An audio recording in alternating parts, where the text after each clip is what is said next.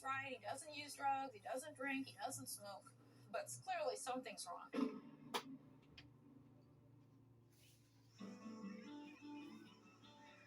It's mid-afternoon on a sunny Saturday, and Jeffrey Woods is just finishing up his day shift at a restaurant in downtown Orlando. He's been waiting tables here for over 3 years and is a favorite with the regulars. But today, something's not right. He told one of his coworkers he wasn't feeling well. In fact, he didn't even feel well enough to drive home. So he kind of sat it out for about an hour and decided maybe he should call his girlfriend. Spends probably another hour or so waiting to get a hold of her. It takes her another 45 minutes to get there. Finally, Jeffrey spots Grace pulling into the parking lot. He exits the restaurant and walks toward her car. But after a few labored steps, his knees buckle. Grace rushes to his side, but he's unresponsive. She calls 911. Emergency crews get there. He's got irregular heart rhythm.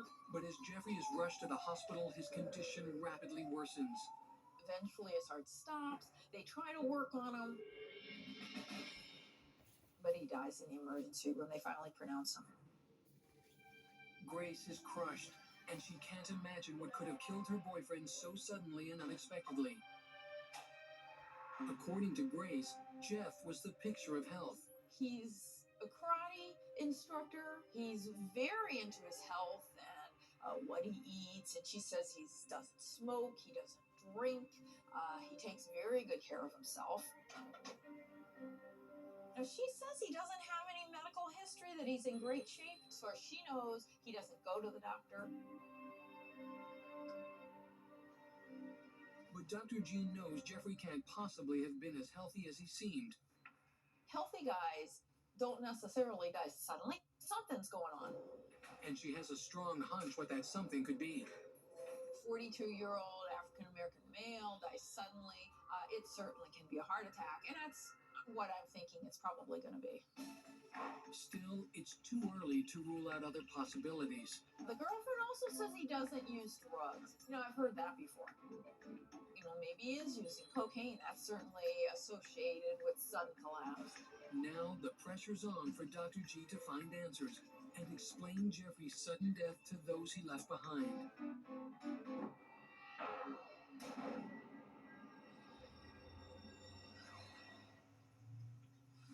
I don't know why my hair is bothering me today.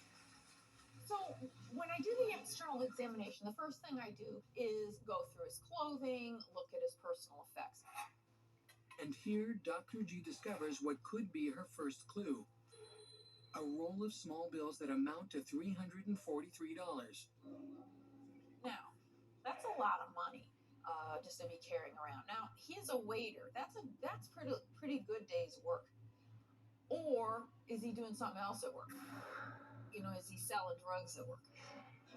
I often see large amounts of money with small bills on drug dealers.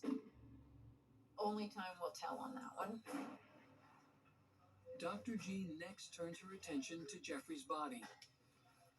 Immediately, she can see that Grace was not exaggerating. Jeffrey is in peak physical form.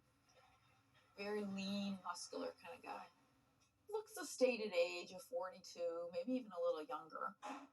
As a first step, she carefully scans him for any signs of abnormality. I look in the arms to look for any vascular scars. They say he didn't use drugs, but is there any sign of it? And there isn't. Dr. G's next stop is Jeffrey's head. And there, she does find something odd. The moist tissue lining his eyelids and mouth, called the mucous membranes, appear pale. But that could be from many things. It really doesn't alert me to anything at this point. Alrighty, so I got that. So when I end my external examination, I really don't know any more than when I started.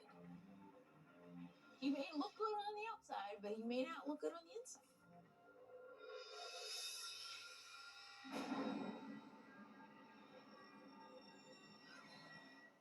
Alrighty. So I do my normal Y incision. Nothing abnormal in the abdominal cavity when I first open it up. Organs all appear to be in this right location, and there's no free blood or fluid there. Next, she removes the chest plate. I'm going to be looking for anything I find that's out of the ordinary, and it would fit with his symptoms, which would be feeling ill and then a sudden collapse. Taking into account the circumstances of Jeffrey's death, Dr. G goes straight to the prime suspect, the heart. And with one glance, she can see that something is terribly wrong. He's got something right off the bat that could have caused his death. Whether you're a professional driver or just a fan, vehicle breakdowns are costly.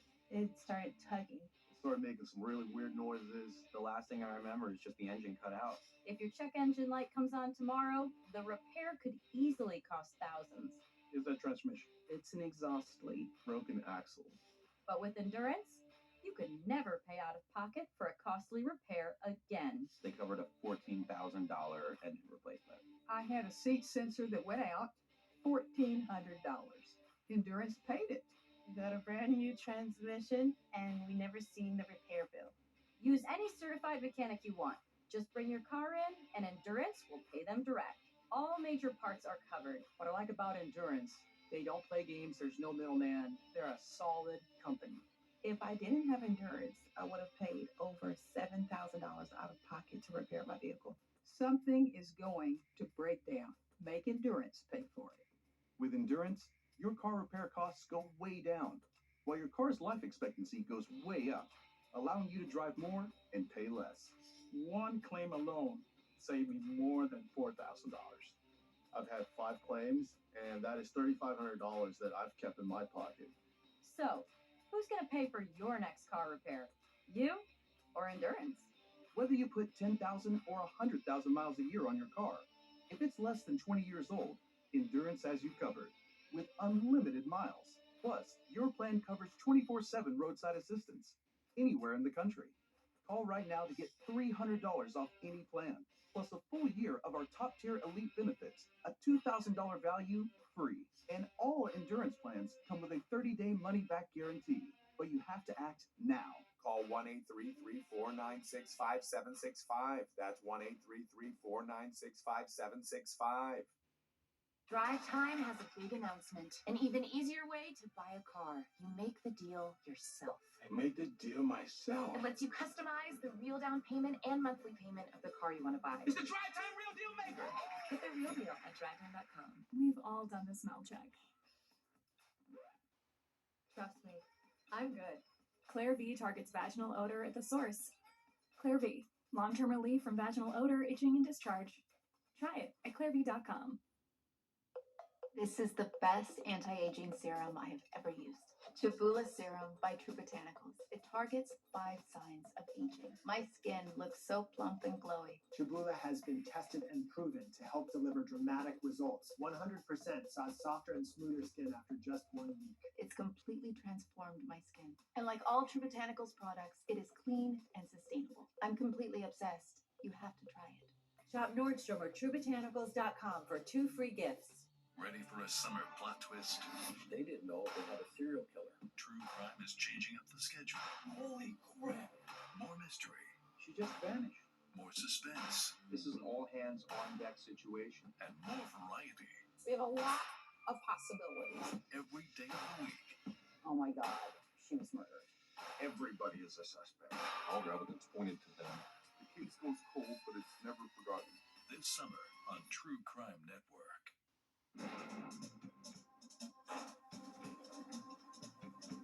Dr. G is examining the heart of 42-year-old Jeffrey Woods. His girlfriend, Grace, insists he was the picture of health. But Dr. G has just discovered something that indicates otherwise. Immediately, we see something wrong. The heart's enlarged. Typical weight for a guy this size would be 350. His is 570. 570-gram heart in a small guy is huge. And that's not all. When she dissects the organ, she discovers another serious condition in his arteries. He's got at least an 80% narrowing of one of his coronary arteries by atherosclerotic plaque. So he's got the double whammy. the narrow blood vessels and enlarged heart. Typically, we would see that with somebody with long-standing high blood pressure. High blood pressure is the force that's exerted on the walls of the blood vessels of your body, namely the arteries. This added strain on the arteries causes the heart muscle to thicken, and as it expands, the muscle has difficulty getting oxygen, making it vulnerable to an arrhythmia. Now, could that have caused his death? It could have. It could have been a sudden cardiac arrhythmia. A fatal arrhythmia is an irregular heartbeat that short-circuits the entire organ. But it leaves behind no evidence. So in order to determine if it's the cause of death, Dr. G must first rule out everything else. We've got to put all the pieces together because it could be from his heart, but I would like to see what the rest of him shows. All right. Now we look at his lungs. Now this is the guy that's supposedly the picture of health, and his lungs don't look good either. The first abnormality she sees is in the pleura, the soft membrane that encases the lungs. He's got some adhesions, little fibrous connections. You know, normally your lungs should be able to move very freely in that space in your chest as you breathe out and breathe in. And there's usually a thin amount of fluid, a little fluid that kind of helps lubricate it in there. And sometimes, because of infection or inflammation, those adhesions, little scar tissue forms between the surface of the lung and the cavity where they sit. Such adhesions can be insignificant, simply the result of previous infections or other minor lung problems. But then she dissects Jeffrey's lungs and finds something definitely alarming. The lungs clearly have scar tissue in them. Fibrosis throughout the lungs, and they also had a lot of fluid in them. Both of these symptoms, fluid and scar tissue in the lungs, point towards a dark possibility. One of the possibilities with that kind of fibrosis could be, drugs. Many illicit drugs, including heroin and cocaine, contain impurities such as talc. Dr. G wonders if Jeffrey had been injecting such drugs, allowing the impurities to travel through his bloodstream and into his lungs. Over time, the particle buildup would have caused the kind of fibrosis or scar tissue she's now seeing. But she won't know for sure until she gets a look at the lungs under the microscope. His girlfriend is saying he's not using drugs, but we don't know until we test him. So I need to get toxicology, because toxicology clearly is a player here. Dr. G takes samples of Jeffrey's blood and eye fluid to submit for testing. But it will take at least 3 weeks for the results to come back from the lab. Anybody I know? BECK. Yeah. For now, she continues to scour Jeffrey's body for clues.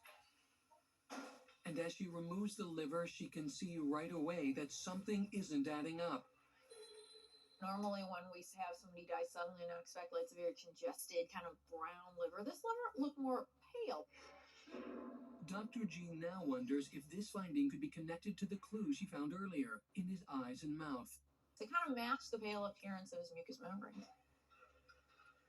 This indicates that none of these body parts were receiving enough oxygen-rich blood. But at this point, she's uncertain what it means. Things aren't looking right. This body's whispering something to me, but I'm just not sure what it's saying to me. And when she examines Jeffrey's kidneys, she finds another confounding clue. The organs are not only pale, they're also spotted with areas of extreme discoloration. They had kind of a mottled appearance. There's definitely something wrong with those kidneys. But her naked eye isn't giving her any answers. It's clear she'll need to take a much closer look at the evidence. I don't know until I look under the microscope. So I'm definitely going to have to start taking some microscopic slides here. She takes tissue samples of the kidneys and other organs, hoping a magnified view will shed light on their strange appearance. Well, at the end of the internal, something's going on. There's some subtle findings. There was a not-so-subtle big heart. You know, if I wasn't curious, that would have been the answer. But something else is going on here. This body's telling me something, and I need to listen to it. And there's one body part left that could tell her what she wants to hear. Dr. G's morgue technician, Brian Mahalski, saws through the skull so that she can access the brain. Now, the head might scream the answer to us. You know, if we have a big bleed, because we already know he has some essential hypertension, his heart's enlarged. Maybe he had a bleed in his brain, and that could explain everything. If that's how Jeffrey died, she may find an area of congealed blood within the brain tissue. She removes the organ and sections it with her blade. There's no evidence of a bleed inside the brain. Still, she can see that something isn't right. The brain looks kind of pale, too. So the brain may be whispering something to me, too, but I really can't put my finger on it, and it doesn't really give me an answer. The physical examination is complete, but Dr. G has yet to decipher what Jeffrey's body is trying to tell her. I'm going to have to wait for the toxicology, and I definitely want to look at the microscopic examination. Hopefully one of those two may give me the answer.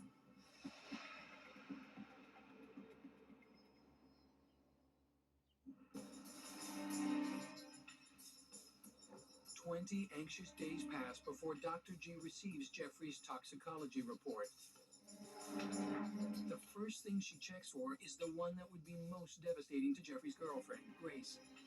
Evidence of illicit drugs like heroin and cocaine. He didn't have any drugs at all in his system. But there's more to the report. And as she reads on, Dr. G pays particular attention to the body chemistries revealed in Jeffrey's eye fluid analysis. That's very valuable to us because that's the only fluid I can check for electrolytes. Your sodium, your potassium, your chloride, but also your creatinine. Those give us indications of dehydration and sometimes kidney function. When I looked at what that vitreous fluid told me, it was quite remarkable. Jeffrey has extremely high levels of creatinine in his system, a natural byproduct released by the body's muscles when converting food to energy. Normally, the kidneys filter creatinine from the blood into the urine. But when your kidneys start to fail, this creatinine will start going up because your kidney's not getting rid of it. Healthy kidneys keep the creatinine level between 0.6 and 1.2 milligrams per deciliter of blood. But Jeffrey's level had far surpassed the danger zone. His is 23. He didn't have any kidney function left. Looking at this figure, Dr. G now knows exactly how Jeffrey died. His kidneys literally shut down. It's clear he's in renal failure, and this is what's killed him. But why? Why did he go into renal failure? Now, renal failure isn't the answer for me. Now I've got to figure out what's going on with him. Looking for a way to stretch the dollar? With Insurify, you can cut your car insurance bill in half.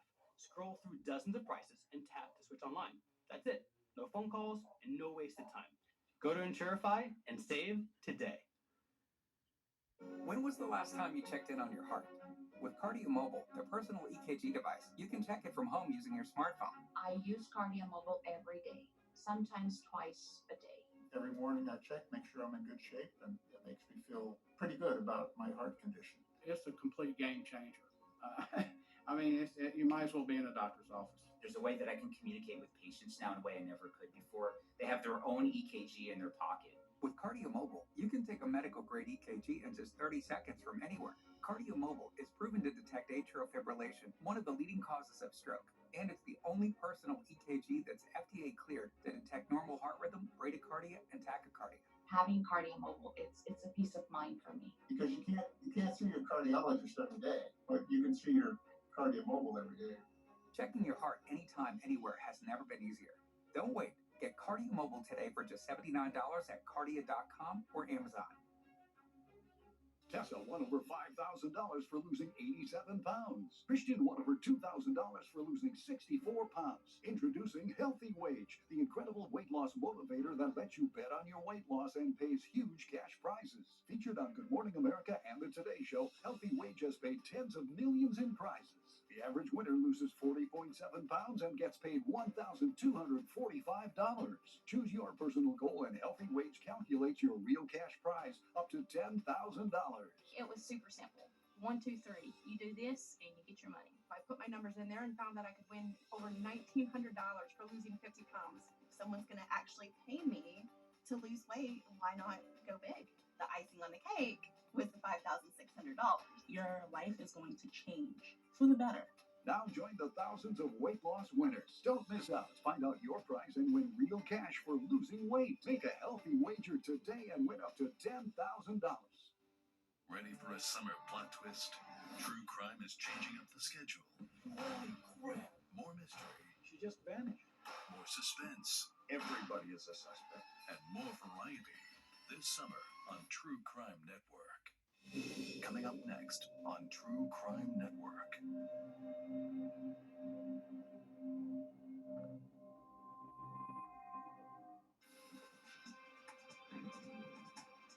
Dr. G is now certain that 42-year-old Jeffrey Woods died from kidney failure. But she's still missing a key piece of the puzzle. And the last place to look is the micros. The microscopics better give me the answer.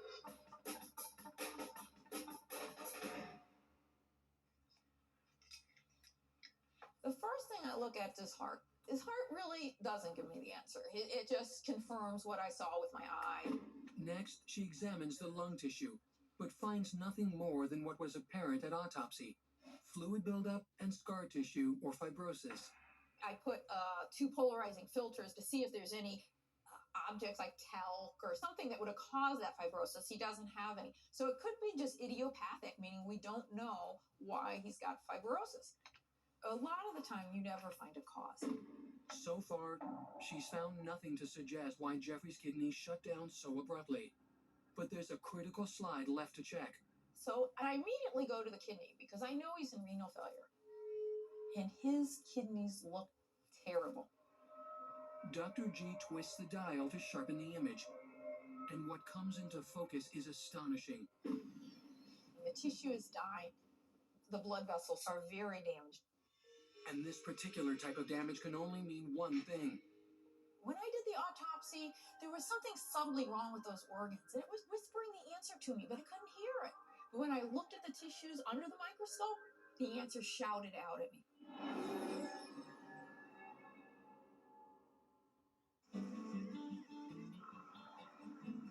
To everyone around him, Jeffrey Woods is the picture of health.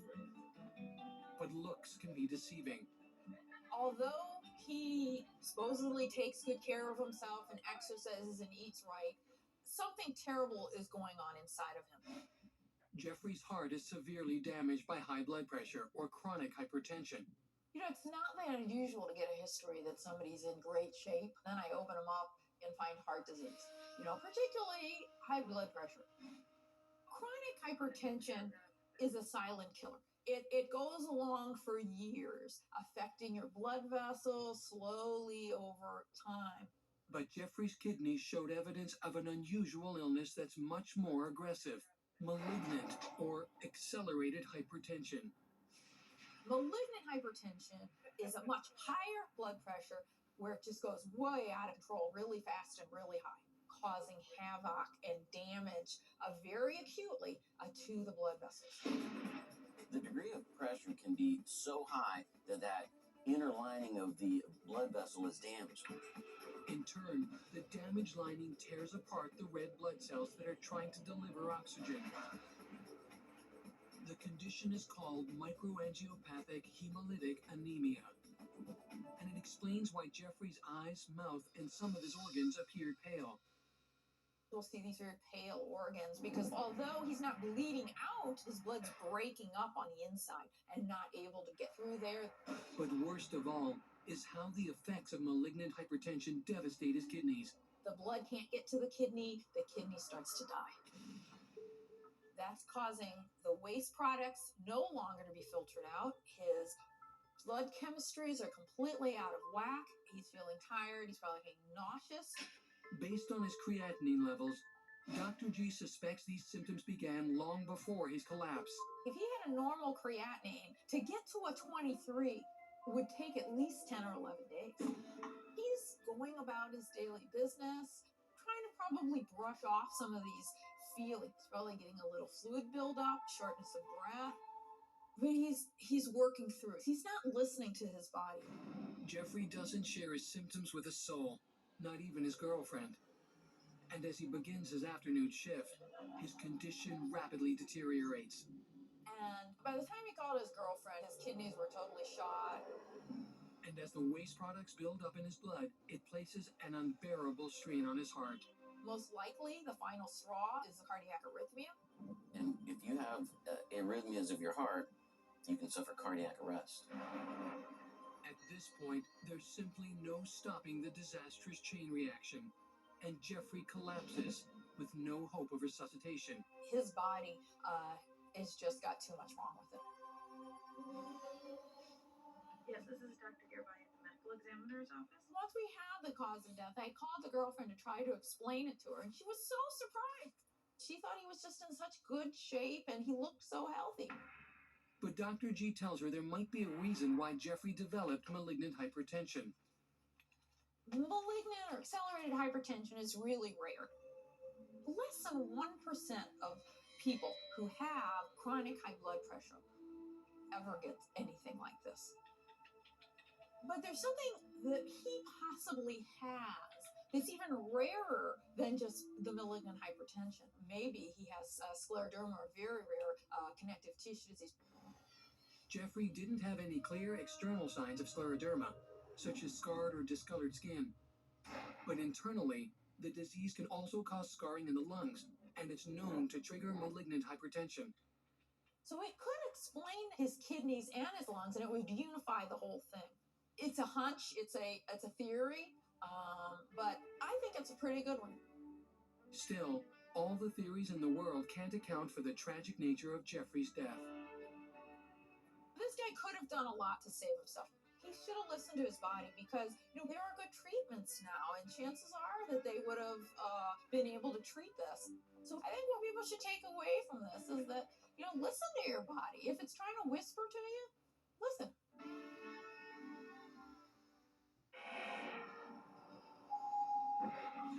Understanding the chain of events that precede a sudden death can be the key to closing any autopsy. But when a woman is found in a pool of blood on her bathroom floor, Dr. G is left with precious little to go on. We've got a woman who's on the floor, face down. What happened to her? How did she end up on the floor in her house? At Consumer Cellular, we pride ourselves on getting you the exact same nationwide coverage as the leading carriers for up to half the cost. But don't worry, we've got a lot more than that going for us. Woo. Like this beautiful store in Arizona, for example.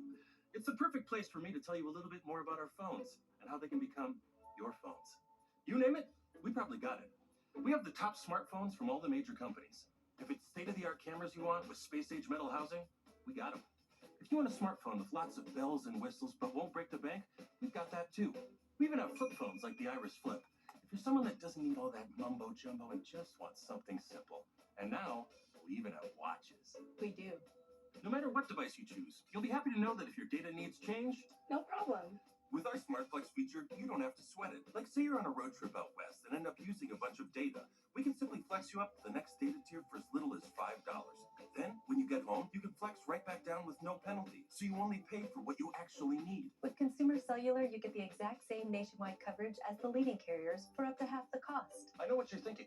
What if I don't have one of these amazing stores in my town yet? Can I get these phones sent to me? Yes, you can. Will our award-winning customer service help me switch over or add a line for $15 to make my own family plan? Of course they will. Is it easy? Easy as pie. You see that tower out there? It's a beauty. And there are thousands more like it, working hard for me and you, supplying 5G coverage to this beautiful nation of ours. We know how important coverage is. That's why we offer a risk-free guarantee. If you're not satisfied within 30 days of activation, you can pay nothing. Oh, look. And for a limited time, new customers get their second month free. Call 800-311-5340. Find us in Target or visit consumercellular.com to switch today. She knows what she's talking about. Pick up the phone. If you have ugly yellow toe fungus, let me tell you about the secret 2-minute trick that I found for my husband. Thousands of people are using it to get rid of their toe fungus. It's called Crystal Flush. It works from the inside and the outside. I mean, he tried everything. Nothing helped. His toes were nasty. Crystal Flush is the only thing that's worked. In just a few weeks, his toes looked amazing. You guys need to try this. I'm telling you, this stuff is different. And you can try it risk-free. You have nothing to lose. Go check it out now. Go to crystalflush.com. It wasn't always like this. Dryness made sex painful and awkward. But Reverie's vaginal moisturizer brought back the spark.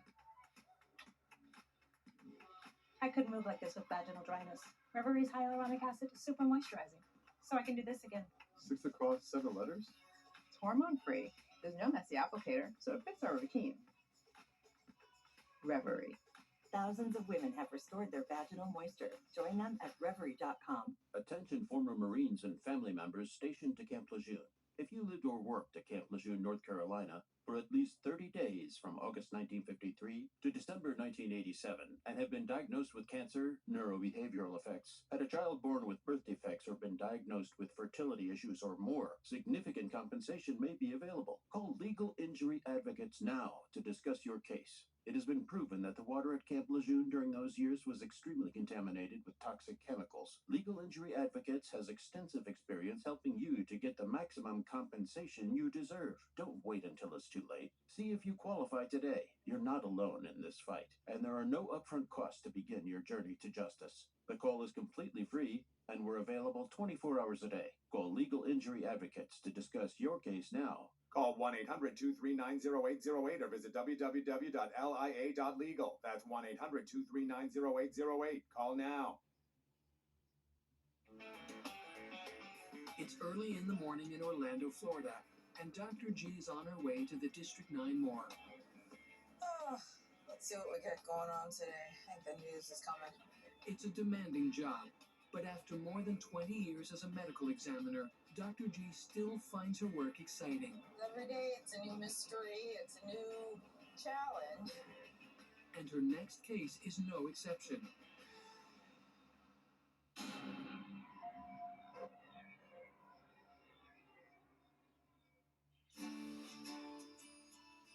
"53-year-old Florida resident Melinda Lopez never had children of her own, but she loves her niece Bree as if she were a daughter. They talk almost daily, even though Bree goes to graduate school more than 2,000 miles away in San Diego, California. Until one morning in October, when Melinda suddenly stops answering her cell phone. Her niece tried to get a hold of her over a couple days, and she didn't answer the phone, and she became very worried about her. She called her neighbor, hoping that the neighbor would go over there. Using a spare key, the neighbor lets herself in. At first, it seems as if no one's home. But as she turns a corner at the end of the hallway, she makes a gruesome discovery. Melinda, face down on the bathroom floor, in a pool of water and blood. She calls 911, but she's clearly been dead there for a while. When Bree learns the news, she's devastated and overwhelmed with questions. She's in another city, and she's very upset. And she really is wanting to know why she died.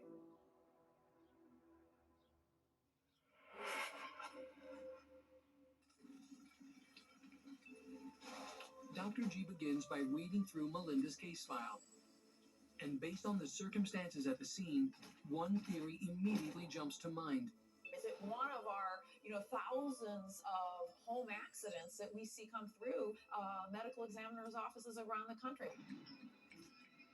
She's on the floor, face down. There's water on the floor. There's a bucket there that she appears to have been filling the toilet with. Maybe she slipped and fell on the water and hit her head. Accidents happen. Falls are one of the number one ways in the house that you can die. And there's a lot of hard things in the bathroom. The edge of the tub, the edge of the toilet. So a fall in the bathroom can be quite deadly. But then, in Bree's statement to investigators, Dr. G discovers a clue that could suggest a more tragic scenario. We talked to the niece. They say she's been depressed for a while. She thought she was taking antidepressants. So overdose is a possibility. Could this be maybe a suicide? The families are always upset when you call something an overdose, a suicide, especially when it's out of the blue. Bree is now terrified that she may have missed important clues, and that her aunt could be alive today if she'd only been a better listener. But like so many deaths in the morgue, it's also possible that Melinda simply died of natural causes. Her heart is a possibility. Having a heart attack and she just goes down. A key detail in the report heightens her suspicion. She smokes about a pack and a half of cigarettes a day and has been doing that for a long time. Smoking really does nothing good for you. It certainly increases the chance of having atherosclerosis. Smoking adds just a whole nother dimension to the way you can die. We're really not going to know why she died until we do the autopsy, so we'll just have to see.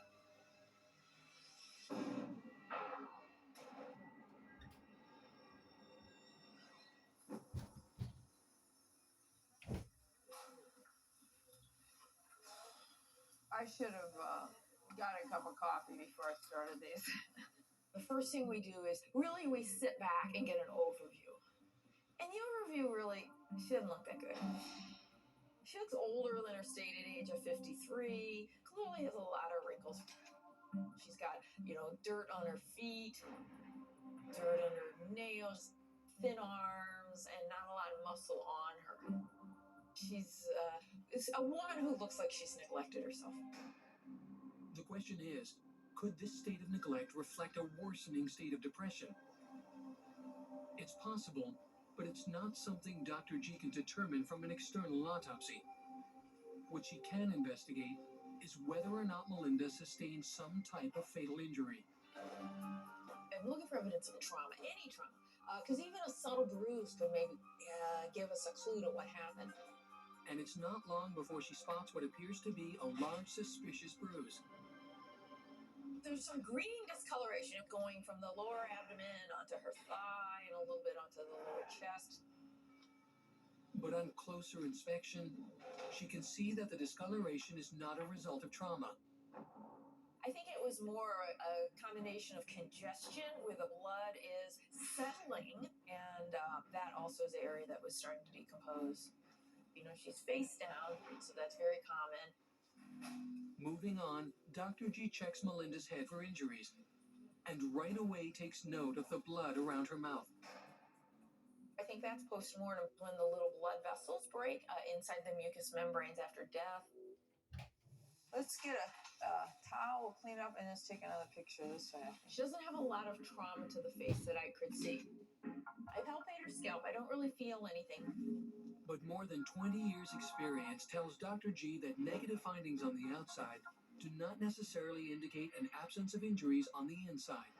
You may not always see the trauma because of a full head of hair on particularly a woman. One of my hypotheses is that she hit her head on the side of the toilet. And so we'll go ahead and just see if that's where the money is.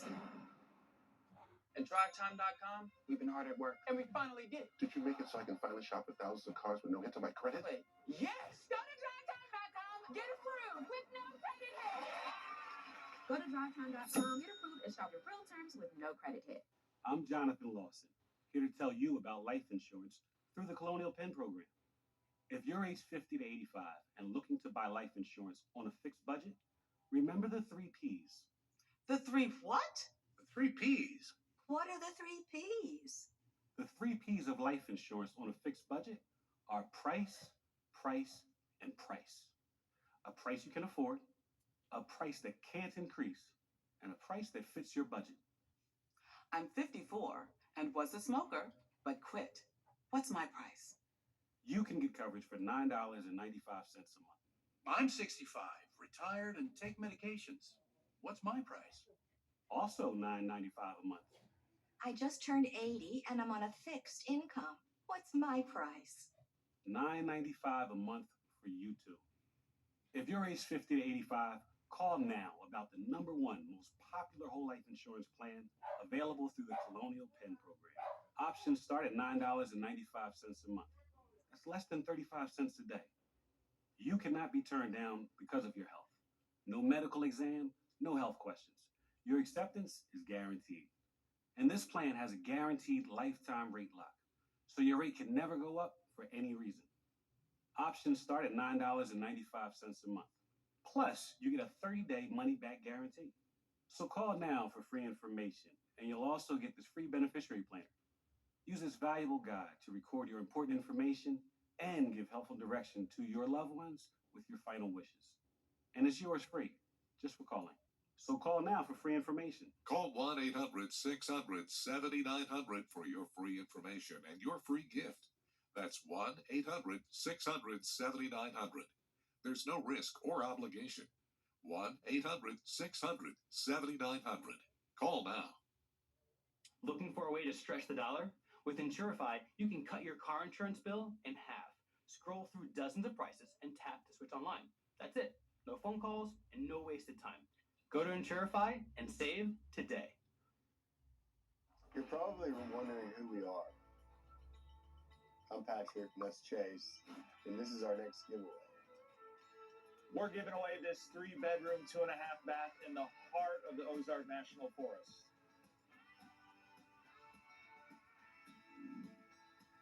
You can win this cabinet or $1 million cash. Go to onecountry.com today. Sign up. Today, sign up. Or sign up Sign up today or tomorrow. No, you want to sign up right now. When someone dies unexpectedly, only an autopsy will expose the truth. I need to look to see if there's evidence of a struggle. We're going to have to open him up to really see what the injuries are. Dr. G, medical examiner, next on True Crime Network. Dr. G slides her blade across the scalp of 53-year-old Melinda Lopez, who was found dead on the bathroom floor in a pool of blood and water. Her grieving niece, Bree, is terrified at the prospect that Melinda may have killed herself and is hoping Dr. G will find another explanation. The loved one dies in another city, and they're looking for me for answers.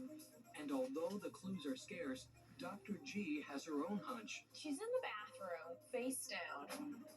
Maybe she slipped and fell on the water and hit her head.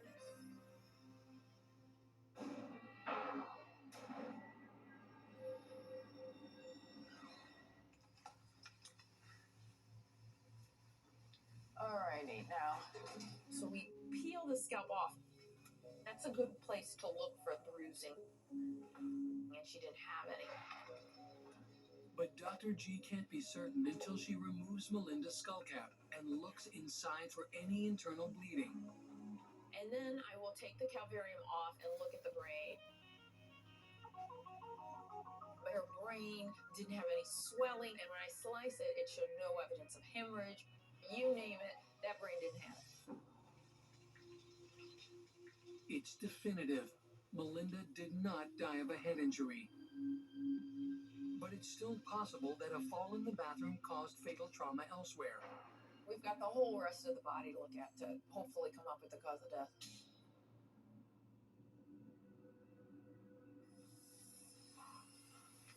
Okay. Dr. G makes a standard Y-shaped incision, then peels back Melinda's skin and continues her search for signs of internal injury. It could be broken ribs and a punctured lung. We want to look for rib fractures. We want to look for bruising. She closely examines the organs in situ and is surprised by her findings. There's really nothing like bleeding or bruising on the inside to say that had any role in her death. I think we've safely ruled out trauma. With the prime suspect now ruled out, it's looking even more possible that Melinda may have succumbed to a long battle with depression and took her own life with a drug overdose. But the only way to find out for sure is to run a series of toxicology tests. So I remove blood to check for drugs. That should be enough. We'll look to see if there are any substances that could have caused death. And we'll take eye fluid, the vitreous fluid. We'll look at our eye chemistry because like a doctor can go and check your blood. I can't do that because your cells have already started to break up and all those things are messed up in your blood. but your eye fluid is still a little protected because there's no free cells, like the red blood cells that are breaking up in there. And so that will stay a little more pristine for a longer period of time. So the vitreous fluid is very important in somebody who's died because they will allow me to check some things which I normally wouldn't be able to check for after you die. But the toxicology results won't be in for several weeks. For now, she pushes on with the autopsy, looking for anything that could help explain Melinda's sudden death. So I have to take each organ out one by one and examine it. She begins with the lungs, and right away, she spots trouble. They don't look that great. They've got a lot of black pigment from smoking. They've already got some breakdown, what we call emphysema from smoking. Doesn't look like it's bad enough to kill her. Still, Dr. G suspects that Melinda's heavy smoking may have caused her death by inducing heart disease. And that's where she goes next. Scalpel in hand, Dr. G carefully slices through the membrane that envelops the heart. I open up the pericardial sac, there's no excess fluid, and of course, there's no free blood. She then removes the heart from the chest cavity and dissects the arteries, where she immediately finds her first concrete clue. She does have atherosclerosis or narrowing to the coronary arteries, one of which is getting severe. Her right coronary artery was filled up 75% from plaque buildup. That's when it starts to get really critical, and easily have problems with that. We often see it as a result of years of smoking. Smoking contributes to heart disease in at least two ways, by constricting the arteries and by causing bad cholesterol to accumulate in the same narrowed vessels. In Melinda, Dr. G even finds damage in the aorta, the largest artery stemming from the heart. Well, her aorta is typical of a long-term smoker. It's actually, the cholesterol is built up in the wall and it's broken through the lining. And so it's just, you see this kind of gooey necrotic stuff just coming out of the wall of your aorta. It is not a pretty sight.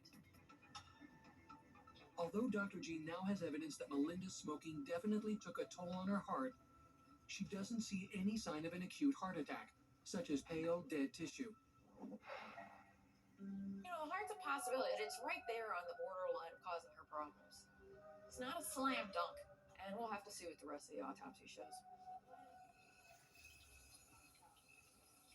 Her next stop is the abdominal cavity, the stomach, spleen, and pancreas, where she's looking for any sign of natural disease.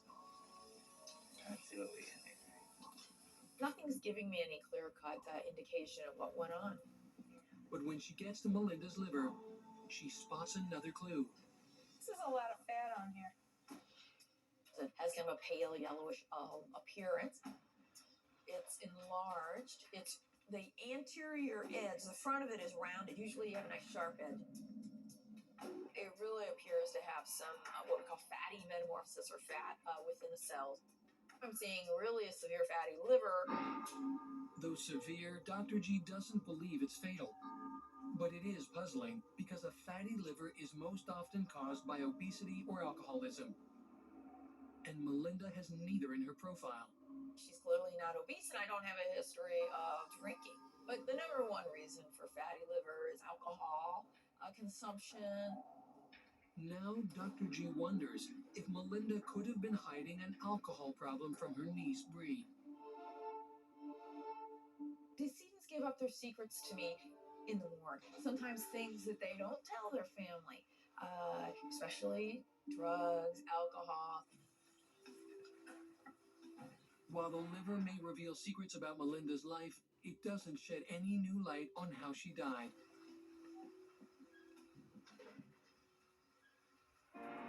With the autopsy complete, Dr. G has just one chance left to uncover the truth behind this mysterious death. But a haunting scenario weighs heavily on her mind. There's a possibility that it could be some type of overdose. So I'm hoping, toxicology is going to give me the answer. And we're just going to have to wait and see. What happened to her? How did she end up on the floor in her house? Attention former Marines and family members stationed to Camp Lejeune.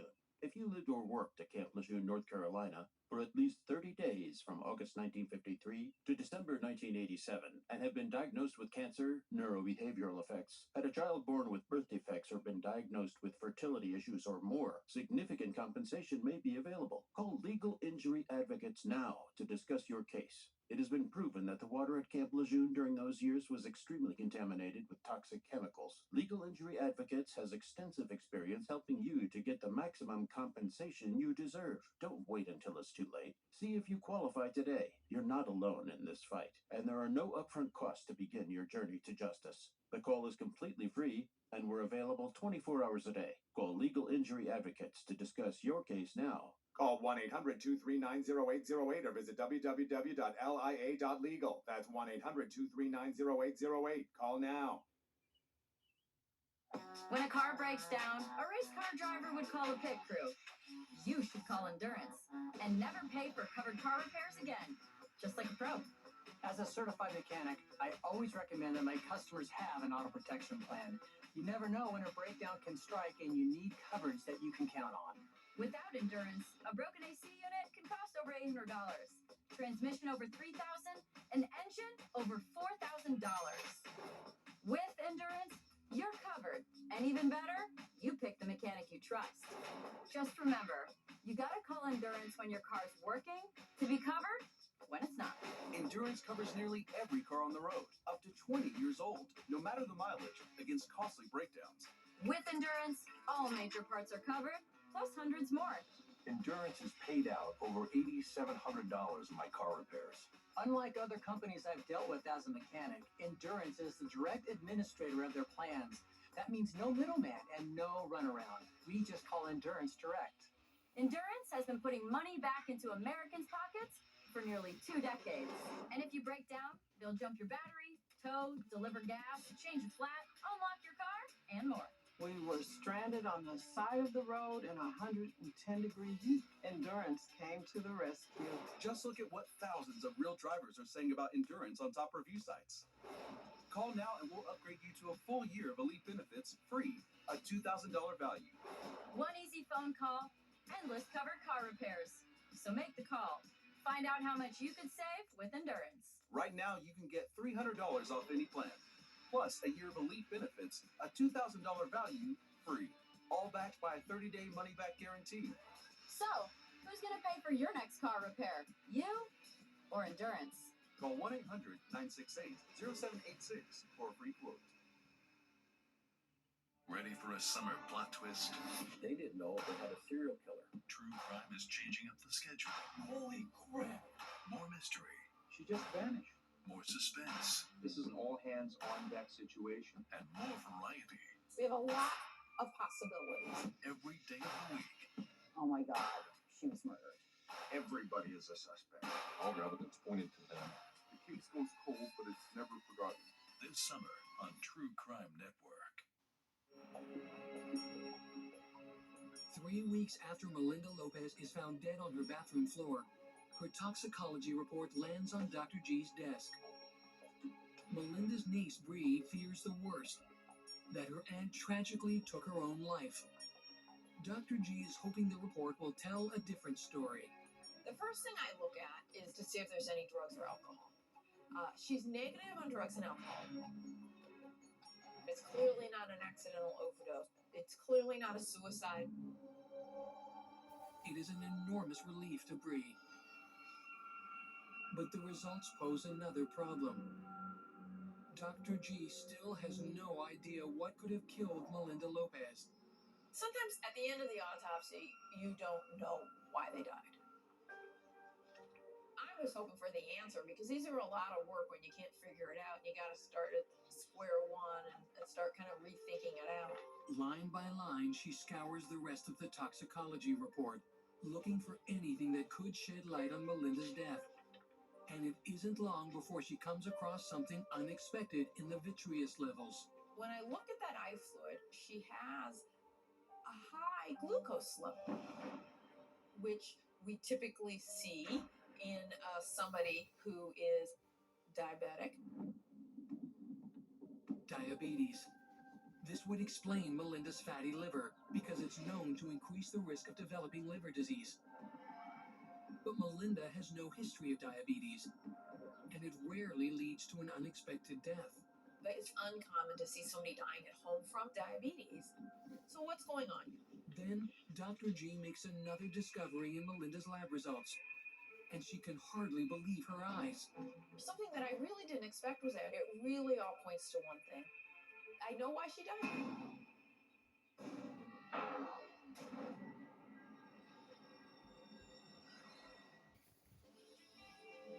It's a sunny fall day in Florida, but Melinda Lopez is having trouble enjoying it. She's stuck inside, feeling ill.